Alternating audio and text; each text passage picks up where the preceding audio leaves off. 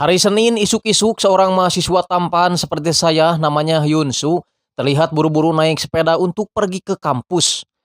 Karena pada saat itu dia akan menjalani ujian bahasa Inggris. Meskipun tampan, tapi dia juga agak sedikit minus, yakni memiliki penyakit bengek atau sesak napas.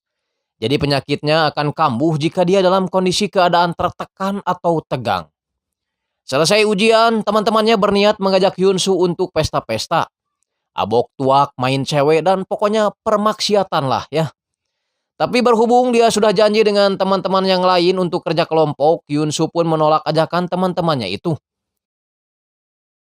Setelah makan malam dengan keluarga, tiba-tiba salah satu temannya memberi pesan bahwa acara kerja kelompoknya diundur sehingga Yunsu segera menelepon temannya yang lain untuk menerima ajakan pesta tadi siang.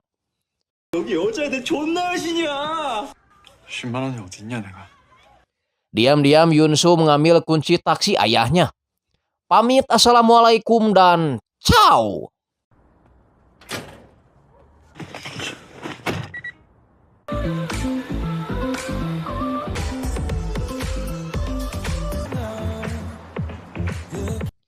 Sayangnya, ketika giliran lampu merah, tiba-tiba saja perempuan stres masuk karena menyangka taksi yang dipakai Yunsu sedang beroperasi. Yunsu beberapa kali menjelaskan bahwa dia tidak sedang beroperasi, namun perempuan bernama Honggok Wa ini seperti tak peduli, malah mengancam akan melaporkannya ke pihak layanan taksi jika Yunsu tidak mengantarnya.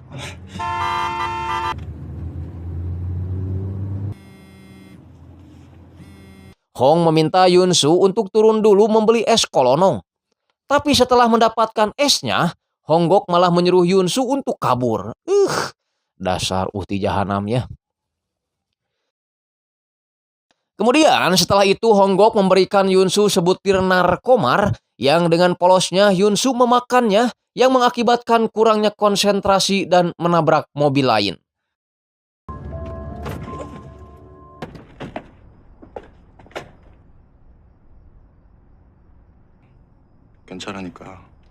Honggok mengaku awalnya dia tinggal bersama temannya. Namun karena sedikit cekcok akhirnya dia pun mengusir temannya itu.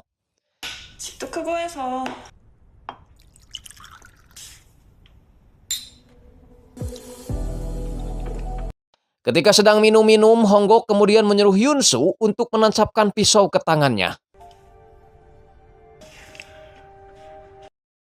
Saya tidak tahu apa maksudnya, namun yang jelas setelah itu, keadaan jadi makin tak terkontrol dan saya harus men-skip adegan tersebut karena usia saya baru masuk 15 tahun. Masih bocah ya saya mah, masih bulu kumut.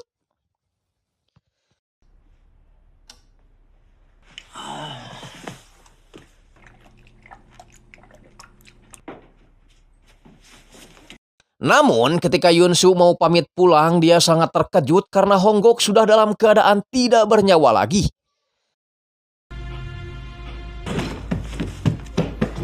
Karena panik, Yunsu langsung pergi keluar sampai-sampai dia lupa kalau kunci mobilnya ketinggalan di dalam. Yunsu balik lagi, tapi karena pintu rumah itu mengunci otomatis, akhirnya dia terpaksa memecahkan jendela agar bisa membuka kunci dari dalam.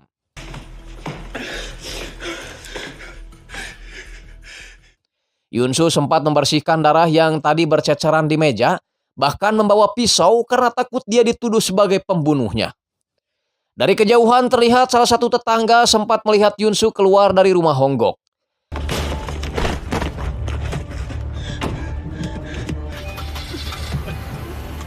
Dan sialnya lagi di perjalanan dia malah kejebak pemeriksaan kadar alkohol.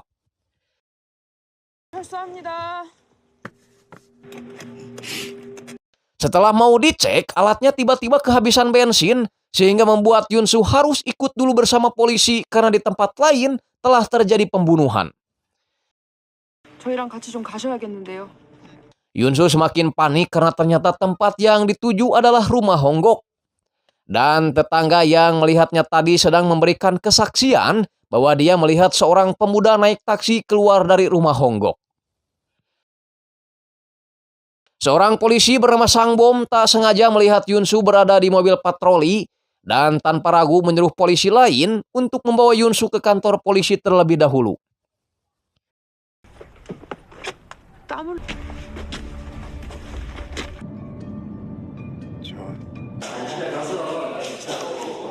팀장이 모실 때까지만. Sang Bom juga mendengar kesaksian dari orang yang tadi mobilnya ditabrak oleh Yunsu. Setelah tiba di kantor, Sang Bom kemudian menyuruh anak buahnya untuk memeriksa Yunsu.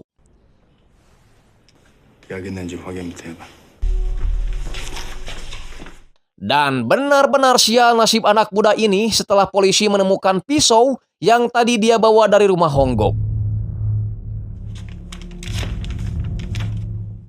미란다 원칙을 퍼뜨려라. 김현수 씨, 살인죄로 긴급 체포합니다. 불리한 증언을 거부할 수 있고 변명의 기회가 있으며 변호사 선임 권리와 체포 구속. Di saat yang bersamaan, ayahnya merasa cemas karena Yunsu belum pulang-pulang juga, apalagi mobil taksinya tidak ada di depan rumah. Udah dikejar setoran, mobil taksinya juga entah kemana ya. Malang benar nasibnya. Yunsu berusaha menjelaskan bahwa dia bukanlah pelakunya.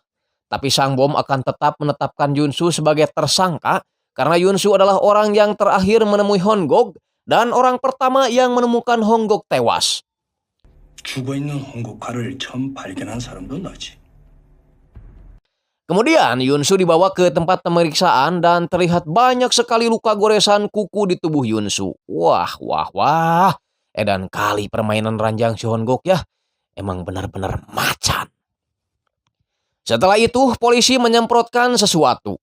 Saya nggak tahu namanya apa, yang jelas ketika lampu dipadamkan, terlihat jelas bekas sidik jari si korban di tubuh Yunsu. Alhasil, polisi pun langsung memasukkan Yunsu ke penjara sambil menunggu sidang putusan di pengadilan. Seorang pengacara bernama Jung Han sepintas melihat Yunsu yang berada di dalam tahanan. Karena penasaran, ia pun bertanya pada salah satu polisi tentang kasus apa yang dilakukan Yunsu. Si polisi menjawab pemerkosaan dan pembunuhan. Merasa yakin kalau Yunsu tidak melakukan hal yang dituduhkan, Jung Han kemudian menghampiri Yunsu dan menawarkan diri untuk menjadi pengacaranya. Dan ia menyuruh Yunsu untuk tidak mengatakan apapun pada orang lain kecuali tidak tahu. Dan tanyakan saja pada pengacaraku.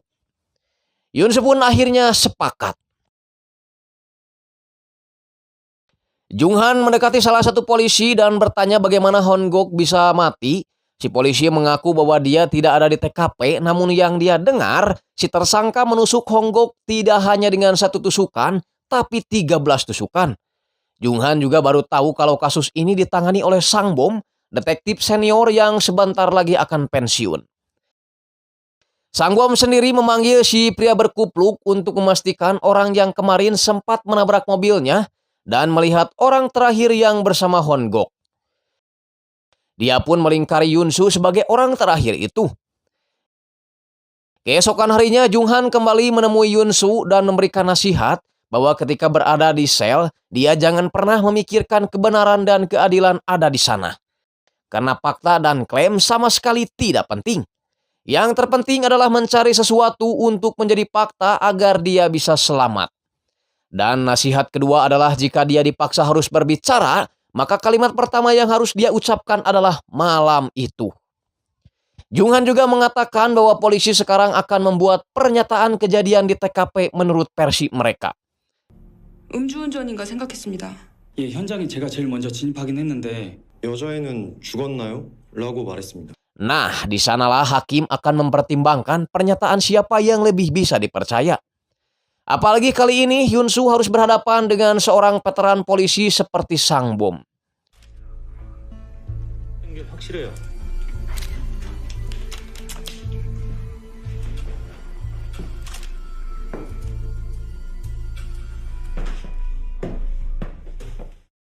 Yang kaya pengalaman, sesekali akan terlihat baik tapi akan menerkam seperti harimau, menggergoti tubuh seperti Bolokotono jika Yunsu dalam keadaan lengah. Ya, Jung Han ini adalah seorang pengacara senior dengan persentase kemenangan sangat tinggi. 사연은 무슨 중학교 졸업식 때 메모가 안 나올 거야. Tentu banyak orang yang ingin memakai jasanya. Jadi kalau di Indonesia mah Jung Han itu seperti siapa ya? Mama Loren lah ya. Tak lama setelah itu, Yunsu dijenguk oleh orang tuanya yang mana perbincangan mereka itu terus diawasi oleh si Sang Bom. 가지고 있어서.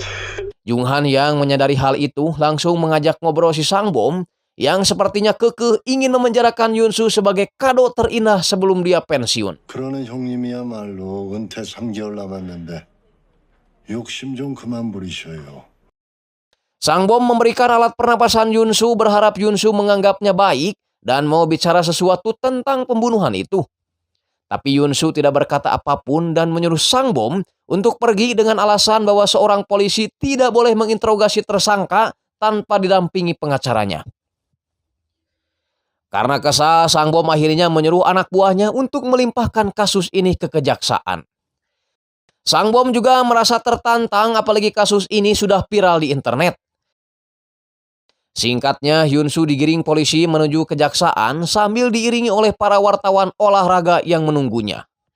Di dalam mobil, dia juga bertemu dengan seorang pria jabri goreng patut namanya Pak Do-sik yang sama-sama akan menjalani sidang. Saya gak tahu kasusnya apa, tapi dengar-dengar dia nyuri sendal jepit di Masjid Agung. Di tempat lain, Sangbom dan anak buahnya terus mencari barang bukti dengan pergi ke rumah Yunsu dan mengambil apapun yang dianggap mencurigakan.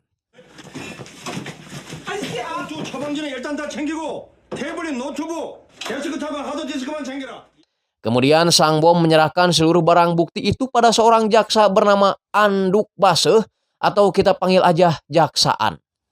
Dan lagi-lagi Junghan datang di saat yang tepat dan sok-sokan akrab dengan memberi bunga pada Jaksaan. Hingga si Sangbom pun pergi. 하셔. 예. Singkat cerita, persidangan pun dimulai dan pada saat itu orang tua Yunsu pun hadir dalam persidangan tersebut.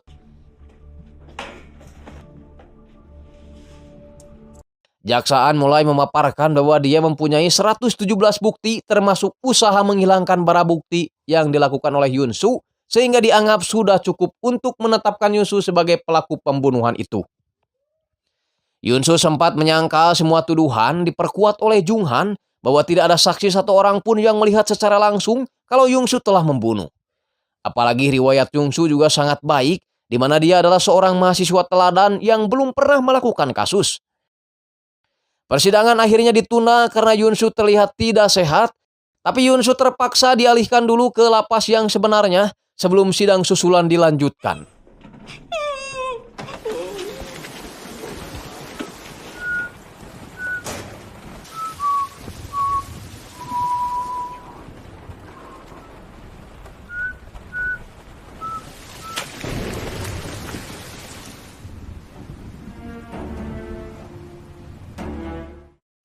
Perkenalkan, pria ini bernama Doji Tai dan dia adalah seorang penguasa lapas yang mengendalikan seluruh perdagangan di lapas itu termasuk ini. Jangan omes atau celegang dulu karena Doji hanya mengambil narkomar yang disembunyikan oleh perawat tersebut. Sedangkan Yunsu bersiap masuk ruangan sel, suatu tempat yang pastinya tidak pernah dia bayangkan sebelumnya.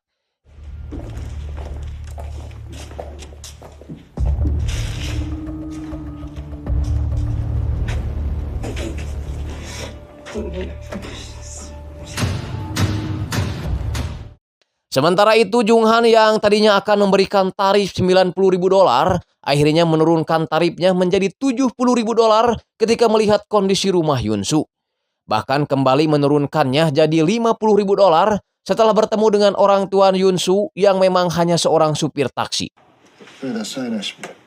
Kembali ke Yunsu yang di hari pertamanya di lapas mendapatkan pemandangan yang mengerikan setelah teman satu selnya dipukuli oleh geng Baekho yang mana Pak Do-sik adalah salah satu bagian dari mereka. 말을 한다 아이가. 알겠어요.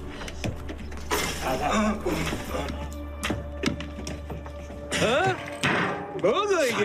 괜찮다. Yunsu pergi ke klinik meminta obat pereda nyeri, kemudian memberikan obat itu untuk teman selnya yang tadi dipukuli. Tapi dia ketahuan sama Do-sik dan Do-sik hampir saja menghajarnya. Beruntung Doji melihat mereka dari kejauhan sehingga acara penyiksaan itu tidak dilakukan.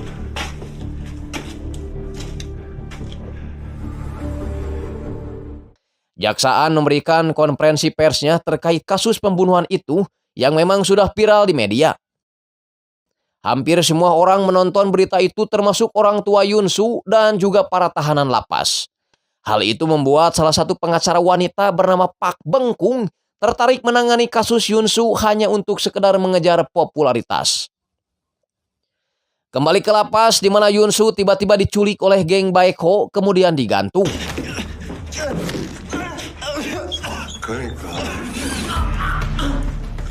Tapi mereka kembali melepaskannya karena itu hanya sebagai pelajaran saja agar Yunsu tidak ikut campur lagi urusan mereka. Di tempat berbeda, Junghan pergi ke TKP untuk menganalisis, berharap dia mendapatkan sesuatu untuk meringankan hukuman si Yunsu. Dia menemukan sebuah paket atas nama Yujung ada di TKP. Itu berarti selain Hongok, ada orang lain yang juga tinggal di rumah itu. Sang bom juga menjelaskan kenapa dia begitu yakin kalau Yunsu lah pembunuhnya. Sebenarnya kalau Yunsu benar-benar tidak merasa membunuh, dia bisa langsung menelepon polisi pada saat pertama tahu kalau Hongok telah tewas. Alih-alih menelepon polisi, dia malah berusaha menghancurkan barang bukti. Kemudian pada saat tertangkap razia alkohol, dia sempat bertanya pada petugas apakah perempuan itu benar-benar mati. Seolah-olah dia menyaksikan sendiri peristiwa itu terjadi. Sang bom mengaku kalau dia sudah 30 tahun menjadi detektif dan penilaian dia tidak pernah salah dalam memprediksi apakah seseorang itu pembunuh atau bukan. Meskipun dia juga mengakui kalau orang-orang tipe Yunsu adalah tipe paling sulit dia tebak. 이제 얼굴만 봐도 범인인지 아닌지 알아. Yunsu sendiri kini tengah berada di ruangan Doji karena si Doji ini menawarkan bantuan jika Yunsu memerlukannya. Namun pastinya itu tidak gratisan dan harus ada timbal baliknya. Doji menyuruh Yunsu untuk mencari tahu siapa orang yang menjual rokok di lapas itu selain dirinya. 도움이 필요하면 Berbeda dengan Doji, pengacara Bengkung justru akan menggratiskan jasanya sebagai pengacara asalkan kasus Yunsu dilimpahkan kepadanya dan orang tua Yunsu berhenti bekerja sama dengan Junghan. Tawaran yang sulit ditolak tentunya mengingat keuangan mereka terbatas. Jangankan bayar pengacara untuk makan saja, hanya bisa dengan bala-bala. Di sisi lain, penyakit roromeheun akut si Junghan juga makin parah. Itu terlihat ketika dia harus membungkus kakinya dengan plastik. Orang tua Yunsu mengabarkan kalau mereka telah mengganti pengacara dengan yang lebih kompeten untuk menangani kasus Yunsu. Meskipun Yunsu merasa tidak enak dengan Junghan karena Junghan telah membantunya selama ini. Apalagi Junghan tiba-tiba datang membelikannya salempak beserta uang bekal untuk Yunsu. Tapi sepertinya Junghan mengerti apalagi pengacara yang baru menggratiskan semua jasa pengacaranya. 죄송합니다. 저 제일 힘들 때 그래 힘내고.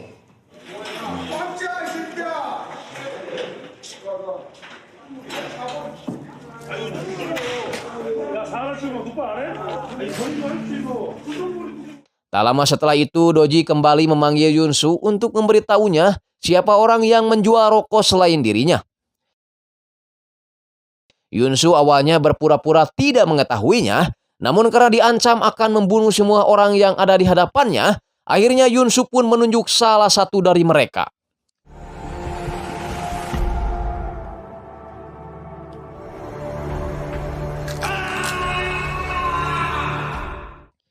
Setelah itu, Doji berkata bahwa dia adalah orang yang selalu membalas kebaikan orang lain.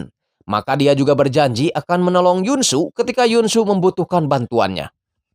Singkat cerita, malam pun cedem, Yunsu tiba-tiba dikagetkan dengan teman satu selnya yang sudah tewas dalam keadaan tergantung. Mungkin ini adalah peringatan buat Yunsu karena dia telah melaporkan salah satu anggota geng Baekho pada Doji. Yunsu yang merasa bersalah dan depresi mencoba untuk kabur, tapi keburu ditangkap oleh petugas.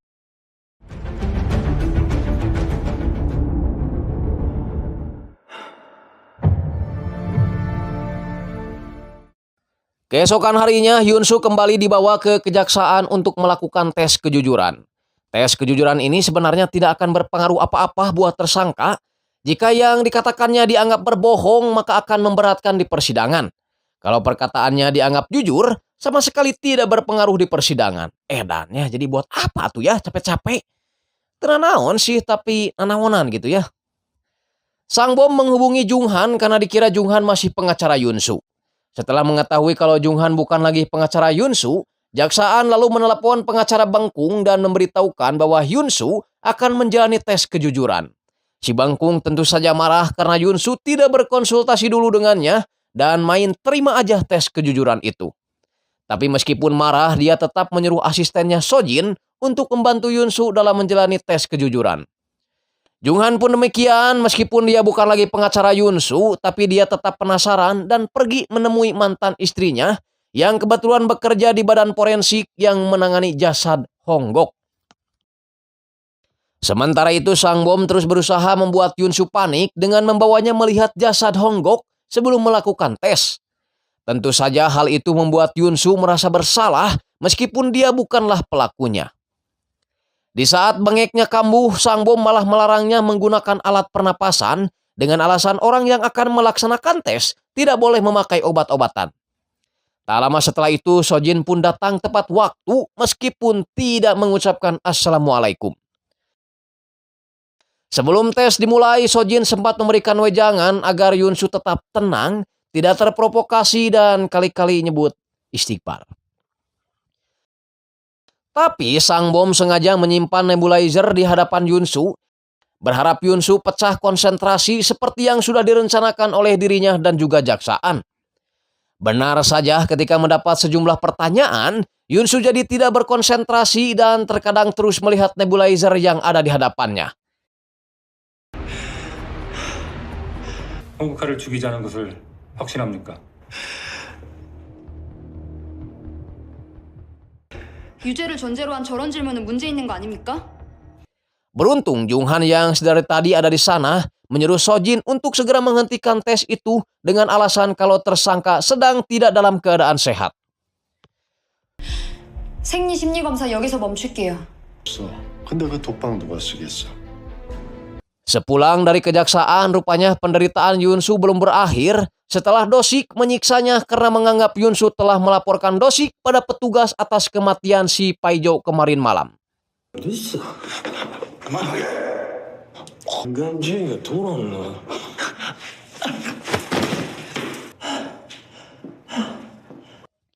Sedangkan si Doji memberikan sebuah buku hukum agar Yunsu mempelajarinya dan berharap Yunsu segera dibebaskan. Di acara pemakaman Honggok, Junghan juga terlihat ada di sana dan terlihat sedang mencari seseorang bernama Yujung. Karena nama Yujung pernah dia lihat di sebuah paket yang dia temukan di rumah Honggok. Di kantor, Junghan melihat kembali foto-foto yang pernah dia ambil di rumah Honggok dan dia melihat sebungkus obat pentanil. Yang mana obat tersebut adalah obat yang harus dibarengi dengan resep dokter. Kemudian dia melihat medsos Honggok di mana di antara foto-fotonya itu pernah memperlihatkan dirinya berselfie di sebuah klinik. Dia pun pergi ke klinik itu dengan berpura-pura ingin mengobati penyakit rorombehennya. Tapi si dokter berkata bahwa seharusnya Junghan pergi ke dokter kulit karena ini adalah tempat rehabilitasi. Tapi si Junghan mengkick balik dokter itu dengan mengatakan kalau ini adalah klinik rehabilitasi, kenapa Anda memberikan obat pentanil pada Honggok, sedangkan obat tersebut tergolong ke dalam jenis narkomar. Si dokter mengklaim bahwa obat itu dia terakhir berikan 6 bulan lalu, karena pada saat itu pentanil belum dikategorikan sebagai jenis narkomar.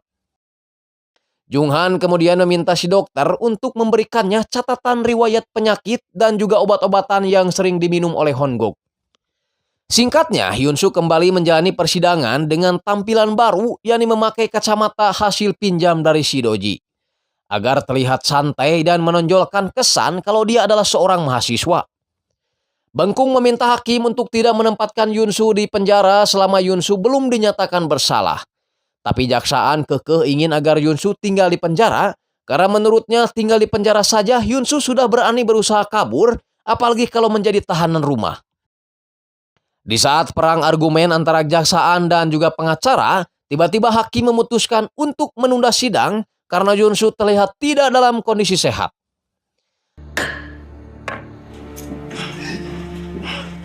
비밀은 없도록 하죠. 앞으로.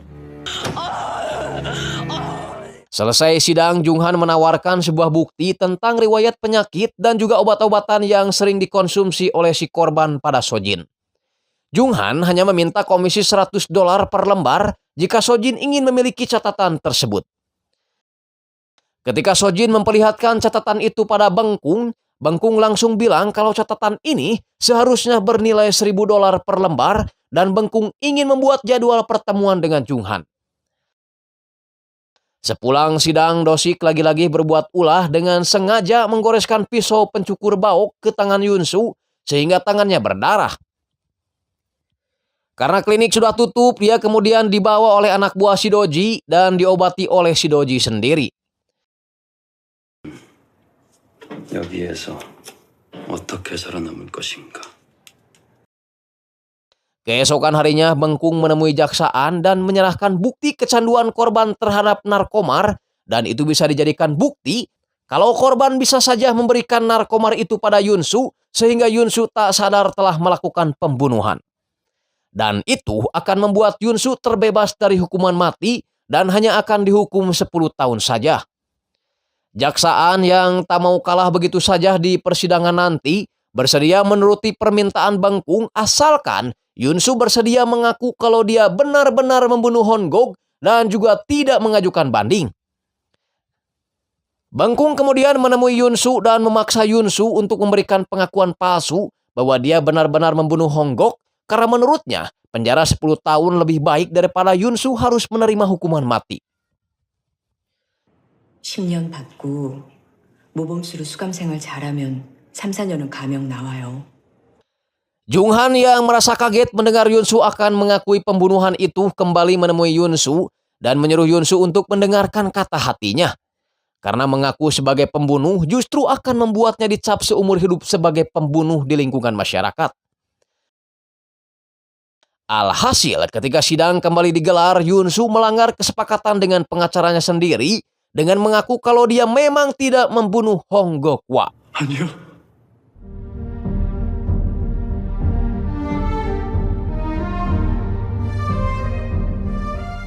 Tentu saja pernyataan itu membuat Bengkung marah karena merasa usahanya selama ini telah sia-sia.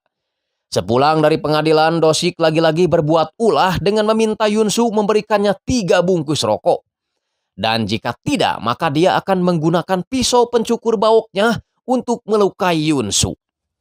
Yunsu kemudian pergi ke tempat Doji untuk membeli rokok. Peraturannya 1 hari hanya bisa beli sebungkus rokok. Tapi karena Yunsu yang membelinya, dia pun membiarkan Yunsu untuk membeli 2 bungkus rokok. Nah, nurus tunjungnya si Dosik sialan ini masih tetap saja menyiksa Yunsu dan memasukkan puntung rokoknya ke dalam mulut si Yunsu. Ash, pedomseh. Bahkan dia meminta Yunsu untuk memberikan Dosik 2 bungkus lagi untuk besok harinya. 무슨 짓이야? 괜찮냐? Keesokan harinya, Yunsu menelepon ayahnya agar mengirim uang $1.000 untuk keperluan pribadinya di tahanan. Meskipun ayahnya hanya akan memberikan dulu $300 dan sisanya beberapa hari setelahnya. Kemudian dia kembali mendatangi Doji untuk membeli 2 bungkus rokok seperti permintaan si Dosik. Doji mulai merasa curiga karena setahu dia Yunsu tidaklah merokok. Ternyata lagi-lagi si Dosik ini menyiksa Yunsu meskipun dia telah memberinya 2 bungkus rokok. Alasannya rokok yang diberikan bukanlah rokok mentol seperti yang dia minta. Bahkan Dosik membakar telapak tangan si Yunsu menggunakan bara anjing. Si Dosik ini emang jahanam banget ya. Dari kecil emang gak pernah diadanin kayaknya dia ya. Beruntung Doji keburu datang sehingga mereka pun segera pergi. Dan Doji membawa Yunsu ke klinik.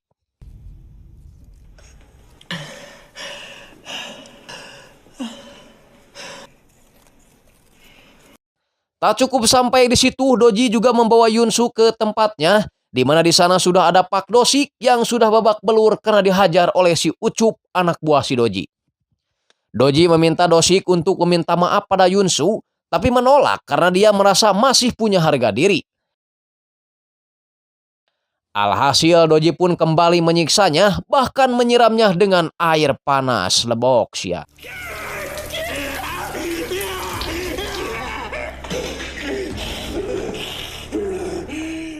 Di sisi lain, Bengkung yang sudah kecewa pada Yunsu akhirnya menyuruh Sojin untuk mengurus kasus itu. Dan dia sudah tidak akan ikut campur lagi dalam urusan hukum Yunsu. Sojin yang tergolong masih baru dan belum berpengalaman di bidang hukum, menggandeng Junghan agar membantunya meneruskan kasus Yunsu.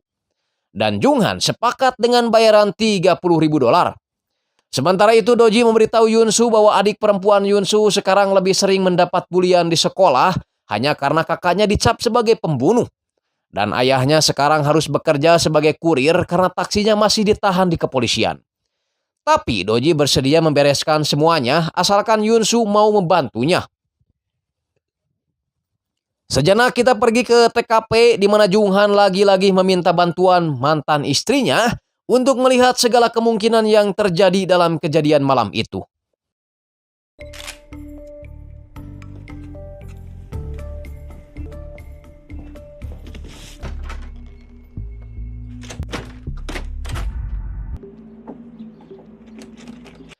Kembali ke si Yunsu yang memang tak ada pilihan lain selain menyetujui tawaran yang diberikan Doji. Tapi terlebih dahulu Doji harus membuat tangan si Yunsu bergeser agar Yunsu dibawa ke rumah sakit. 여기에서 내가 구할 수 없는 게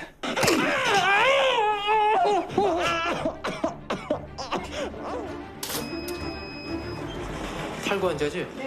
Ya, memang tidak perlu waktu lama bagi pihak rumah sakit untuk menangani dislokasi bahu.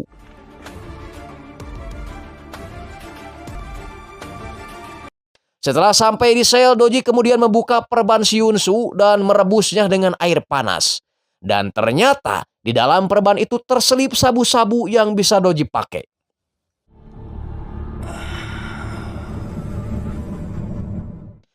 Setelah melakukan penyelidikan bersama dengan mantan istri, Junghan tiba-tiba kangen dengan geolan mantan istri, kemudian memaksanya untuk melakukan pagelaran wayang kulit. Cie, dah lama gak ngebor, sekalinya ngebor gak lama. Keesokan harinya sidang kembali dilanjutkan, di mana pada sidang kali ini dilaksanakan dengan memakai sidang juri. Jaksaan mulai menggiring opini para juri agar melihat apa yang dilakukan Yunsu terhadap korban, bukan menilai kepribadian korban yang memang seorang pecandu narkomar. Singkatnya, persidangan itu memang berjalan sangat alot di mana Jaksaan dan juga Junghan saling beradu argumen dengan barang bukti yang masing-masing mereka bawa. Nah, saking alotnya, sampai-sampai ketua hakim pun memberi kesempatan para juri untuk melihat lokasi kejadian sebelum menjatuhkan putusannya.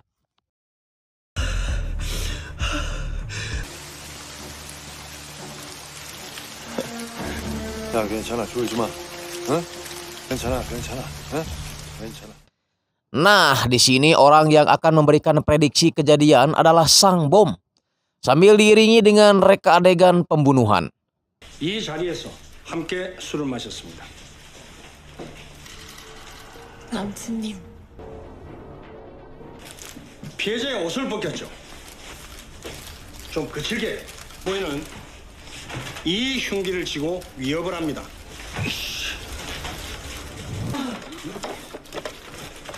Merasa tidak kuat, apalagi membayangkan kalau dia memang benar-benar pembunuhnya, Yunsu pun akhirnya pingsan dan dilarikan ke rumah sakit.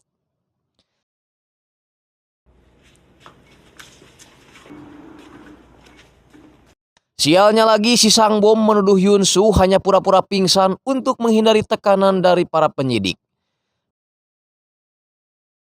Keesokan harinya sidang kembali dilanjutkan, namun Junghan tidak bisa mendampingi Yunsu dikarenakan penyakit terombehennya semakin parah. Itu berarti Sojinlah yang akan maju menjadi pengacara utama di persidangan kali ini. Tapi ketika Sojin mau maju ke depan, tiba-tiba HP-nya berbunyi, dan itu adalah salah satu hal yang dianggap tidak sopan dalam persidangan. Di persidangan kali ini, selain membahas malam kejadian, Jaksaan juga menghadirkan saksi seorang guru yang dulu pernah menjadi kepala sekolah di tempat Yunsu belajar. Di mana waktu itu Yunsu pernah mendorong temannya jatuh dari tangga kemudian menghajar teman sekolahnya itu hingga giginya ompong. Yang menandakan kalau Yunsu dari dulu mempunyai sifat mudah marah dan kadang bertindak secara kriminal. Tapi Yunsu mempunyai alasan untuk melakukan itu, karena temannya tersebut selalu menghinanya hanya karena ayahnya seorang supir taksi dengan penghasilan 30 sen per hari. Sojin kemudian membuat semua orang tertegun ketika dia menjelaskan bahwa semua manusia memiliki kesalahan, termasuk dirinya yang tadi lupa mematikan ponsel. Kemudian 2 orang polisi yang menangkap Yunsu tanpa memegang surat penangkapan. Termasuk Yunsu sendiri yang terpaksa memukul temannya karena merasa ayahnya telah dilecehkan. Apakah mereka akan mencap orang-orang yang tadi disebutkan di atas melakukan kejahatan besar juga? Tanpa melihat sebab sebenarnya mereka melakukan kesalahan tersebut. Pernyataan Sojin tadi tidak hanya membuat Junghan kagum, tapi juga sepertinya membuat hakim dan semua orang yang hadir di sana tidak terlalu terprovokasi oleh pernyataan-pernyataan jaksaan. Beres persidangan, Junghan bertanya tentang orang yang pernah tinggal bersama Honggok di rumah itu. Yunsu mengiyakan hal tersebut sesuai dengan apa yang dia dengar dari Honggok. Tapi mereka bertengkar dan hingga sampai sekarang belum baikan. Singkatnya, Junghan akhirnya menemukan Yujung ketika Yujung sedang berada di salon sambil antang lihat berita pembunuhan temannya. Tapi sebelumnya kita pergi ke lapas dulu, di mana Badan Narkotika Nasional Korea telah mendengar desas-desus kabar peredaran narkomar yang melibatkan tahanan dengan para pegawai klinik. Akhirnya mereka memeriksa para tahanan yang sempat melakukan kunjungan ke klinik. Dan salah satunya adalah Yunsu. Aduh, emang selalu apes nih bocah ya. Harus dimandiin sama air cekahitutan kayaknya ini mah ya. 하 6번 3 하 8번 Kembali ke Junghan yang terus mengintimidasi Yujun agar mengaku. Paling tidak jika dia bukan pembunuhnya, dia tahu siapa pembunuh sebenarnya. 범인이거나 아님 범인을 알고 있거나. Kembali ke lapas di mana Doji dan Yunsu ternyata menjadi incaran utama bagi para anggota BNN ini. Yunsu yang tidak mau mengkhianati Doji sebisa mungkin untuk menutup rapat-rapat agar Doji tidak tertangkap.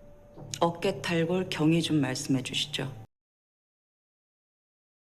Begitupun dengan si Doji yang meskipun mendapat ancaman dari tim kepala investigasi, dia tetap tenang karena orang-orang yang ada di belakang dia jauh lebih tinggi pangkatnya dari cucunguk yang ada di hadapannya ini. 근데 여기 올 때 윗분들한테 허락은 받고 왔나 모르겠네.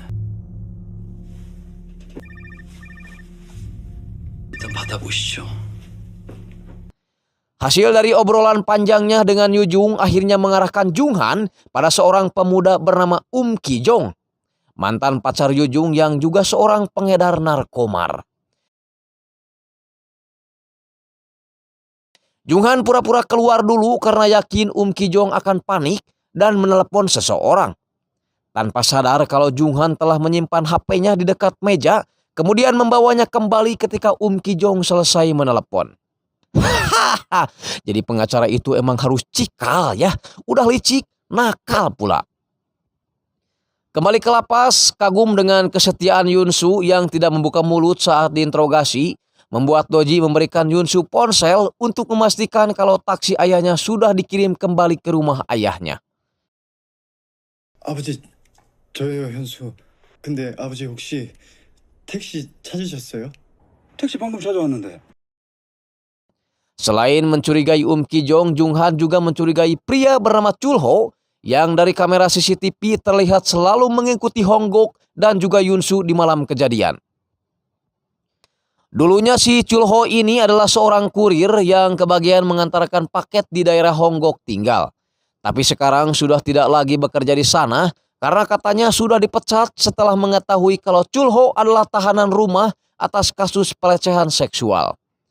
Junghan pun segera pergi ke tempat di mana Chulho tinggal. Sementara itu, ketika sidang kembali digelar, Yunsu benar-benar tidak bisa menahan emosinya lagi saat terus-terusan disudutkan sebagai pembunuh. 제가 살인을 한 게 아닌데 아무도 내 말 안 믿잖아요.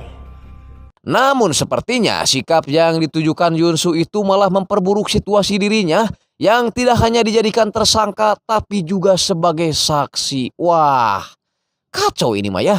Mungkin kalian tahu benang kusut? Yah, itulah gambaran proses sidang kali ini buat Yunsu. Pabelit. Kembali ke Junghan yang tiba-tiba mendapat serangan kapak dari Chulho setelah Chulho terus dicurigai oleh Junghan sebagai pembunuh Honggok. Junghan yang hanya membawa alat penggebuk kasur akhirnya diselamatkan polisi yang datang ke TKP tepat waktu.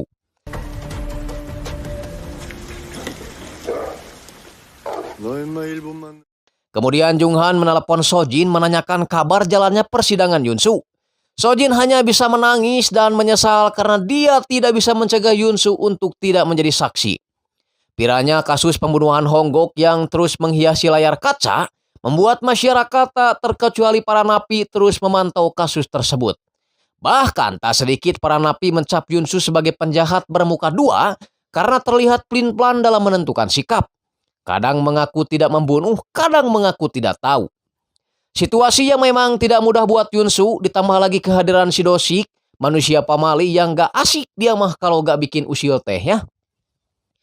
Dimana kali ini dia kembali membuat gara-gara dengan mencuri HP Yunsu, yang membuat Yunsu hilang kesabaran dan berusaha melawan. 이게 네 거랑 지금 네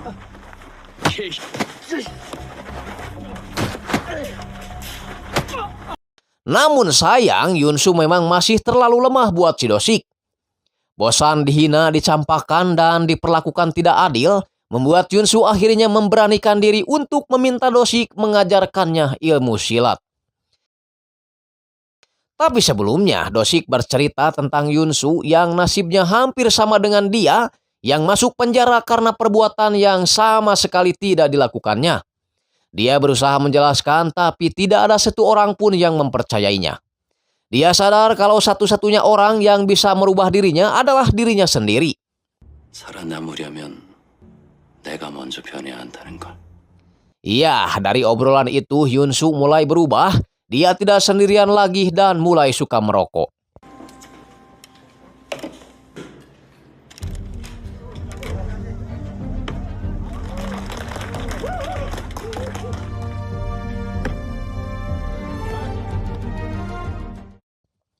Bahkan ketika menjalani persidangan, dia pun nampak gak peduli, santai dan banyak heai atau nguap. 여친 룸메이트가 국화했으니까 싸우긴 했는데 아시잖아요, 여자들 싸우는 거. 머리채 잡고 뜯고. Dari hasil persidangan, Junghan mencoret Yujung dan juga Ki-jong dari daftar orang yang dicurigai membunuh Honggok. Karena pernyataan mereka terlihat jujur dan ceplas-ceplos. Sementara itu, Yunsu terlihat giat berlatih karena dia sudah tidak mau lagi dilecehkan. Terutama sama si manusia pamali bernama Dosik.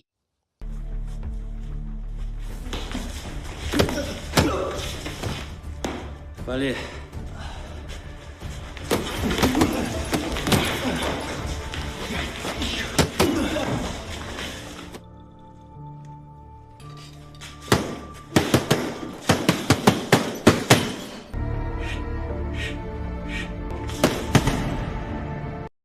Yunsu mulai membiasakan diri dengan keadaan penjara, di mana yang kuat akan menjadi RW dan yang lemah jadi bubuk tahu.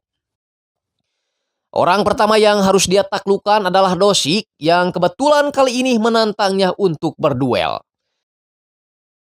Biar lebih harampang gelut, dia terlebih dahulu mencukur rambut berikut baok sebelum pergi ke tempat pertarungan.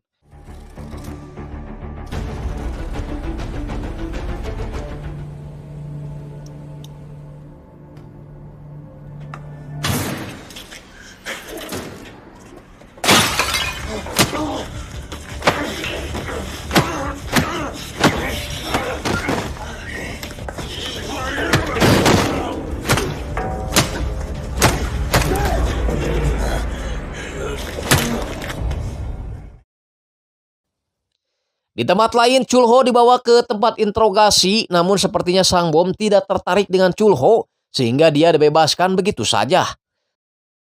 Tapi Junghan yang penasaran dengan Chulho tetap akan menghadirkannya di persidangan. Keesokan harinya sidang kembali digelar namun dengan hasil yang sama, yakni semua pihak tetap belum bisa meyakinkan hakim tentang siapa pembunuh sebenarnya. Di persidangan berikutnya, Junghan menghadirkan saksi ahli yang tidak lain adalah mantan istrinya sendiri untuk memaparkan semua temuannya di TKP. Dimulai dari pintu di mana yang punya rumah masih memakai sistem kunci elektronik tanpa kunci, jadi siapapun yang tahu kode pintunya bisa masuk dengan leluasa. Pisau yang dilakukan pembunuhan juga ada kemungkinan belum ditemukan karena ada 8 set pisau dapur yang ada di rumah itu dan 2 pisau tidak ada di tempat. Untuk luka yang ada di tangan, saksi ahli menjelaskan kalau itu ada kemungkinan hanyalah permainan pisau karena dia menemukan zat kimia seperti tisu di dalam luka korban. Jadi ada kemungkinan setelah tertusuk, korban langsung menghentikan pendarahannya menggunakan tisu. Si pelaku juga mengarahkan mata pisaunya ke atas, jadi ada kemungkinan bila si pelaku harus terluka, maka itu harusnya tangan kanan bagian dalam, bukan tangan bagian luar. Jadi pengakuan Yunsu beberapa waktu lalu kalau tangannya terluka karena memecahkan kaca jendela itu lebih masuk akal. Kemudian Junghan menyuruh Yunsu untuk menulis namanya sendiri dalam secari kertas. Itu agar semua yang hadir tahu kalau Yunsu adalah orang kidal, orang yang melakukan banyak hal dengan tangan atau kaki kiri. Sedangkan 8 dari 13 tusukan dari posisi pukul 1 ke posisi pukul 7, saksi ahli berasumsi bahwa pembunuhnya tidaklah kidal dan kemungkinan orangnya tinggi pula. Merasa kalah argumen dengan saksi ahli, jaksaan malah menyinggung status saksi ahli yang merupakan mantan istri dari sang pembela. Tapi dia menegaskan bahwa kehadirannya di sana adalah profesional, bahkan terang-terangan mengakui dia sendiri yang menceraikan Junghan karena Junghan orangnya jorok dan jarang nyikat gigi. Dia juga berkata bahwa para juri berhak mendapatkan informasi dari sumber manapun sebagai dasar keputusan mereka nanti. Sepulang dari pengadilan, Yunsu sengaja mentato tangannya dengan tulisan, "Jika ada keraguan, ringankan terdakwa," sebagai simbol bahwa dia sudah diperlakukan tidak adil oleh hukum. Setelah itu Yunsu bertanya pada Doji, "Apakah kamu percaya jika aku bukanlah pembunuhnya? Dan bagaimana jika aku benar-benar pembunuhnya?" Doji menjawab bahwa dia tidak peduli apakah Yunsu pembunuhnya atau bukan, karena yang dia lihat adalah sosok Yunsu yang sekarang ada di penjara. Malam harinya Yunsu dipanggil oleh ketua geng Baekho, kita panggil aja Jamal, karena telah membuat wajah Dosik babak belur. Jamal meminta salah satu bagian tubuh Yunsu sebagai pertanggungjawaban atas perbuatannya. 소정한 거 하나 놓고 가라. 내 면접 살구러. Tadinya Yunsu akan menyerahkan tangannya untuk dipotong, namun tiba-tiba Doji datang sambil menampar wajah Dosik yang tak tahu malu meminta bantuan orang lain. Padahal pertarungannya dengan Yunsu dilakukan secara adil. Doji juga mengancam si Jamal agar tidak melewati batasnya meskipun dia tahu kalau Jamal ini adalah seorang preman yang hese eleh tara menang. Doji menyuruh Yunsu untuk terus berhati-hati karena mereka bisa jadi akan menusuknya dari belakang. Keesokan harinya sidang mulai memasuki babak terakhir di mana kali ini Junghan meminta Sangbom duduk sebagai saksi dan mempertanyakan kenapa orang-orang seperti Yujung, Ki-jong, Chulho, Sunghon bahkan ayah tiri korban yang notabene orang terdekat korban tidak pernah dirinya interogasi. Kemudian Junghan memperlihatkan nebulizer Yunsu yang ada di TKP, tapi tidak menemukannya di catatan bukti kejadian. Bahkan Sangbom sengaja memberikan nebulizer itu pada Yunsu pada saat Yunsu sedang ada di penjara. Padahal nebulizer itu bisa dijadikan bukti konkret jika kepolisian benar-benar ingin menetapkan Yunsu sebagai pembunuhnya. Jadi bisa diambil kesimpulan bahwa sejak dari awal Sangbom telah berencana ingin mengkambing hitamkan Yunsu sebagai tersangka sebelum mereka menyelidiki bukti. Jaksaan sepertinya mengakui bahwa banyak tersangka yang harus mereka selidiki, tapi dia menekankan para juri untuk tidak mengabaikan barang bukti bahwa Yunsu ada di TKP pada saat kejadian. dan kekeh meminta hakim untuk menjatuhkan hukuman mati pada Yunsu pada sidang putusan nanti.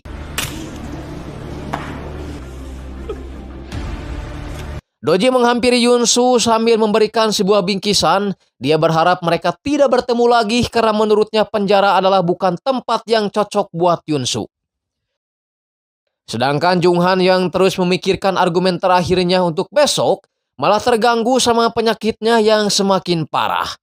Ditambah kali ini dia seperti gatal-gatal atau bahasa medisnya itu disebut kaligata. Tapi meskipun begitu dia tetap hadir di sidang putusan untuk memberikan argumen terakhirnya mengenai Yunsu yang sejak awal hati nuraninya meyakini bahwa Yunsu bukanlah pembunuhnya.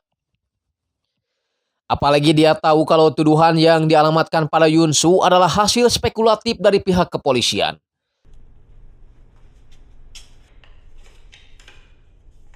Alhasil, 5 dari 9 juri yang menghadiri persidangan itu memutuskan Yunsu tidak bersalah dan 4 lainnya menyatakan bersalah. Itu berarti para juri gagal membulatkan keputusannya sehingga hakim harus memutuskannya sendiri. Dan akhirnya hakim memutuskan Yunsu bersalah secara objektif dan harus menerima hukuman seumur hidup. Hasil yang sangat mengecewakan tentunya tidak hanya buat Yunsu, tapi juga orang tua Yunsu dan juga para pembela. Keesokan harinya orang tua Yunsu menjenguk Yunsu di penjara dan berkata akan berusaha untuk naik banding. Namun Yunsu sepertinya sudah gak peduli, malah menyuruh orang tuanya untuk tidak mengunjunginya lagi karena mungkin dia malu dan tak mau ngerepotin orang tuanya. Parahnya Yunsu sudah mulai berani coba-coba pakai narkomar pemberian doji. Anjing. Lihat tuh mukanya ya, kayak yang mau cerot aja itu. Di tempat lain, karena telah berhasil memenjarakan Yunsu seumur hidup, jaksaan jadi naik pangkat menjadi jaksa kepala. Kembali ke lapas ketika Yunsu dan Doji sedang serius ngobrol sambil ngudud, tiba-tiba Dosik datang dari belakang dan ya itulah ya. Ya, Dosik memanfaatkan pisau pencukur baoknya untuk membunuh Doji. Dasar pecundang anjing.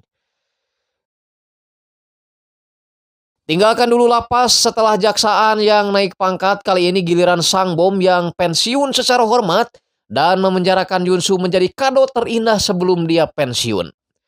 Berbeda dengan Yunsu yang kali ini justru merasa sedih dan was-was setelah ditinggal sahabat terbaiknya yang dulu sering membelanya. Sementara itu Junghan ternyata masih saja berjuang agar Yunsu bisa bebas dari penjara. Dia terus mendekati Sung Hon berharap dapat informasi penting darinya. Di luar dugaan dia berkata bahwa kepolisian menyimpan bukti lain yang tidak ditampilkan di persidangan. Alhasil dia menghubungi teman polisinya untuk memberikan bukti penting itu kepada dirinya. Ya pasti kalian tahulah ya biasa UUD. Ujung-ujungnya duit. Nah, setelah melihat bukti berupa foto-foto dan juga riwayat panggilan terakhir si korban, mengarah pada satu sosok yang terlupakan oleh Junghan, yaitu dokter rehabilitasi Park Chan-yul. Usut punya usut kalau si dokter ini memiliki hubungan spesial dengan Hong Gok-hwa. Tapi setelah tahu kalau si dokter ini sudah punya istri, Hong Gok akhirnya memilih untuk mengakhiri hubungannya. Junghan menyuruh Sang Bom untuk memperbaiki pecahan kaca yang sudah retak agar dia tidak dihantui rasa bersalah di sisa umurnya yang sudah bau tanah. Sang Bom juga menemui jaksaan untuk sama-sama menyelamatkan citra polisi dan juga kejaksaan di mata masyarakat.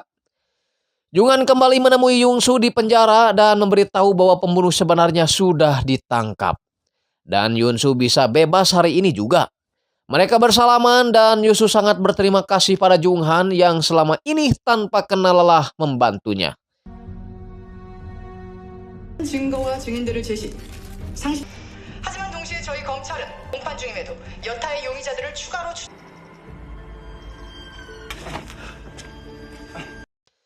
Di rumah, orang tuanya telah mempersiapkan makanan kesukaan Yunsu, asin tulang dan endog asin. Scene terakhir ditutup dengan Junghan yang kembali jalan-jalan ke kantor polisi untuk mencari klien baru. Film pun tomat. Baiklah, itu tadi rangkuman dari alur film One Ordinary Day. Mudah-mudahan kalian suka dan terhibur. Maaf kalau ada salah kata baik yang disengaja ataupun gak disengaja. Gak ada niat menyinggung apalagi menghina karena ini hanya hiburan semata. Saya Andreas Bok pamit. Wassalamualaikum warahmatullahi wabarakatuh. Adios. Permios.